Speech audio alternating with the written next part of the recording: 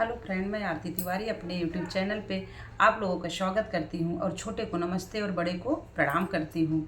राधे राधे। देखो, हम एक कान्हा जी का प्यारा सा भजन लेने जा रही हूँ। आप लोगों को जैसे लगेगा लाइक और सब्सक्राइब करना, ज़्यादा से ज़्यादा शेयर करना। प्लीज़, आप लोगों का सपोर्ट ही हमारे लिए काफ़ी है। वो सपोर्ट दे रहे हैं, ऐसे प्यार दुलार आशीर्वाद आप लोग देते रहिए। राधे राधे, जय श्री कृष्ण। दही बेचई गईली मथुरा नगरिया, दही बेचई गईली मथुरा नगरिया, मथुरा में कन्हैया आई गईले, मथुरा में कन्हैया आई गईले। दही बेचई गईली मथुरा नगरिया, दही बेचई गईली मथुरा नगरिया, मथुरा में कन्हैया आई गईले, मथुरा में कन्हैया आई गईले। दधिया भी खैले मटकिया भी फोड़ले, दधिया भी खैले मटकिया भी फोड़ले, हमर कोमल कलैया मरोर दिहले, हमर कोमल कलैया मरोर दिहले। मथुरा में कन्हैया आई गईले, मथुरा में कन्हैया आई गईले।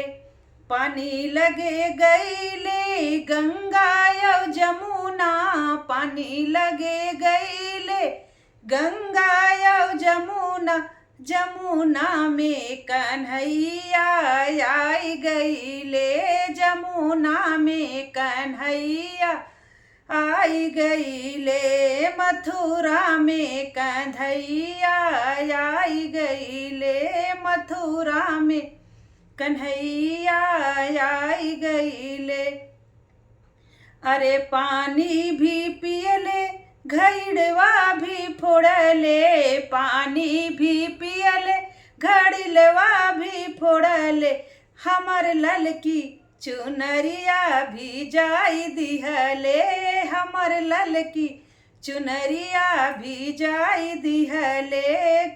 ए मथुरा में कन्हैया आई गईले, दही बेचई गईले मथुरा नगरिया, दही बेचई गईले मथुरा नगरिया, मथुरा में कन्हैया आई गईले, मथुरा में कन्हैया आई गईले।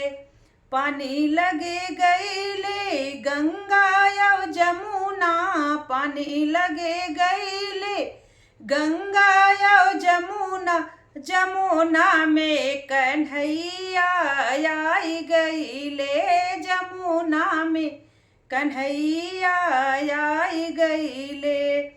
फूल लोढ़न गईले मालिनी फूलवरिया, फूल लोढ़न गईले मालिनी फूलवरिया, फूलवरिया कन्हैया आई गईले, फूलवरिया कन्हैया आई गईले। जमुना में कन्हैया आई गईले।